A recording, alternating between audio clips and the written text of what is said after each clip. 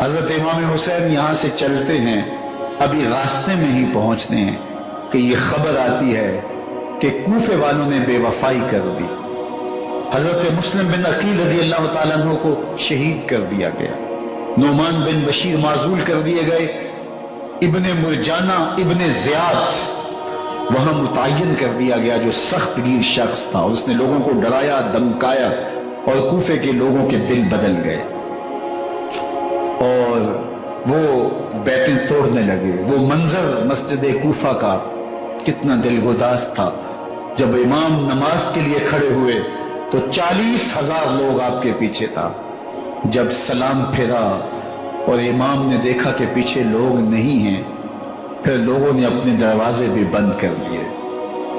رات کی تنہائیاں ہیں اور حضرت مسلم بن عقیل کو کوئی پناہ دینے والا نہیں، لوگوں نے دروازے بند کر لیے کہ کہیں ہمارے گھر میں نہ آ جائیں اور ہم مشقت اور حکومتی جو ہے وہ تشدد کا شکار نہ ہوں۔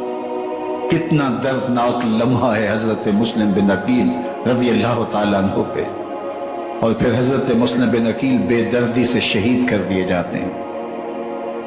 آپ ابھی راستے میں ہیں، یہ ساری کہانی پہنچتی ہے کہ حضرت مسلم شہید کر دیے گئے اور بے دردی سے شہید کر دیے گئے۔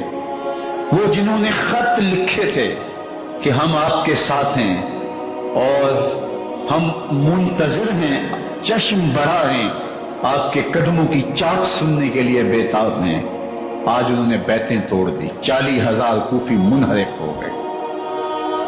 مسجد کوفہ کا وہ منظر کس قدر روح کو تڑپا دینے والا تھا۔ ہم پچھلے سال عصر اور مغرب کے درمیان جب کوفہ پہنچے تو سورج ڈوبنے کے قریب تھا۔ میں نے اپنی زندگی میں اتنا اداس موسم کہیں نہیں دیکھا جتنا اداس موسم کوفے میں دیکھا۔ ایسے لگتا تھا جس طرح کوفے کی آب و ہوا آج بھی شرمندہ ہے۔ جو مسلم بن عقیل اور خاندان نبوت کے ساتھ اہل کوفہ نے کیا، حضرت امام حسین رضی اللہ تعالیٰ عنہ کو ان کے بہی خواہوں نے، اعزاء نے، اقربا نے، دوستوں نے، آوان و انصار نے، ساتھیوں نے کہا کہ حضرت حالات یکسر تبدیل ہو گئے، اب ہمیں مراجعت کر جانی چاہیے، واپس پلٹ جانا چاہیے۔ تو حضرت امام حسین کافی سوچ بچار میں رہے، پھر اس کے بعد آپ نے فیصلہ کیا کہ ہم آگے بڑھیں گے۔ دوستوں نے کہا کہ حضرت اگر آپ آگے بڑھیں گے تو ہمیں لگتا ہے کہ وہ آپ کے ساتھ سلوک اچھا نہیں کریں گے اور آپ بچوں کے سامنے پیاس سے شہید کر دیے جائیں گے۔ تو حضرت امام حسین رضی اللہ تعالیٰ عنہ نے وہاں ایک خطبہ ارشاد فرمایا کہ لوگوں تم جو مجھے بتا رہے ہو مجھے اچھی طرح معلوم ہے، جو تم مجھے منظر پیش کر رہے ہو وہ میری نگاہوں میں ہے، اور جو کچھ ہونے والا ہے چشم تصور وہ منظر دیکھ رہی ہے۔ کیونکہ حضرت امام حسین رضی اللہ تعالیٰ عنہ کی شہادت کی خبر حضرت امام حسین کے پیدا ہوتے ہی خاندان نبوت میں عام تھی۔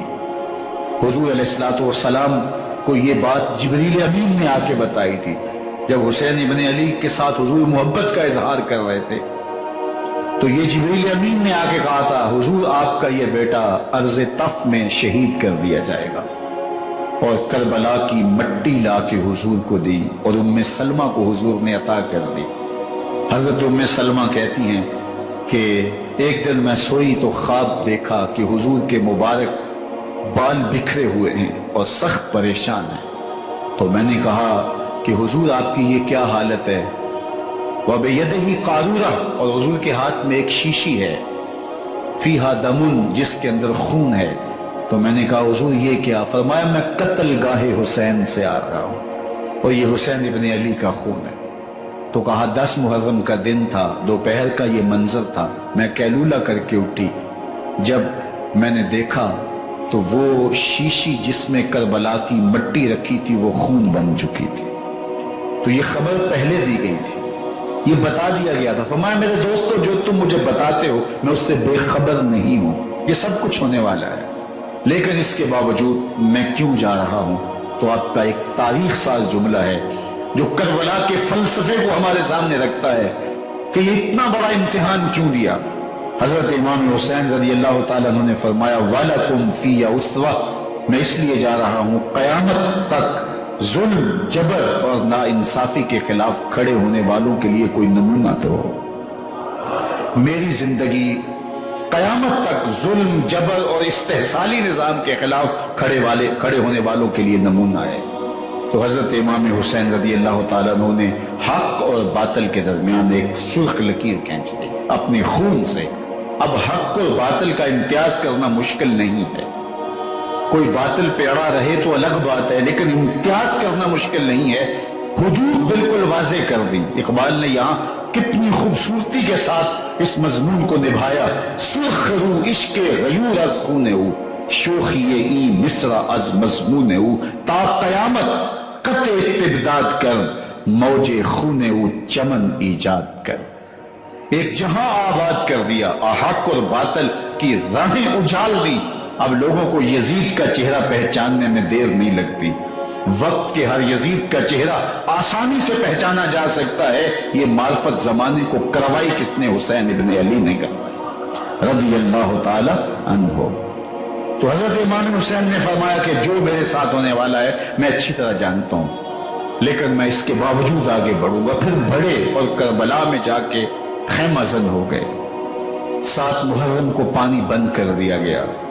پانی بند ہوا تو کھانا بھی میسر نہیں تھا، لیکن ذکر پانی کا ہوتا ہے اس لیے کہ کھانے کے بغیر انسان کئی دن کاٹ لیتا ہے، لیکن پانی کے بغیر گزر نہیں ہوتی۔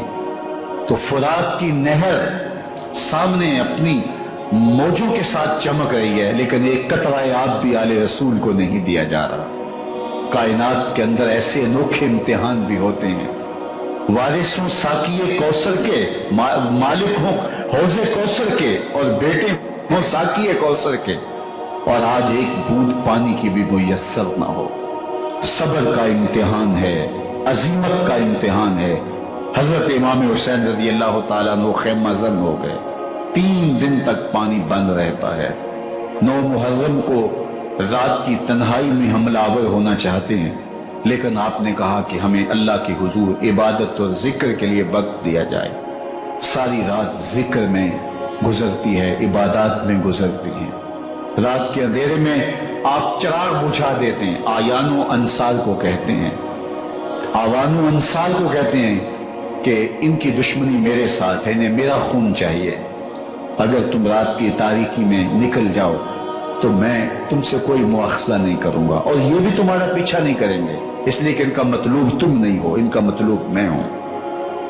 جب چراغ جلایا تو کوئی بھی نہیں گیا۔ مسلم بن اوسجہ کھڑے ہو کے کہتے ہیں، حضرت اگر ہمارے بدن کو 70 بار کاٹا جائے اور جلایا جائے اور ہواؤں میں اڑا دیا جائے پھر بھی آپ کا ساتھ نہیں چھوڑیں گے۔ 70 سال کے بوڑھے ہیں حبیب بن مظاہر، کہتے ہیں حضرت آپ کو چھوڑ کے جائیں کہاں، آپ کو چھوڑ کے جائیں کہاں؟ کوئی ساتھ چھوڑنے کے لیے تیار نہیں ہے۔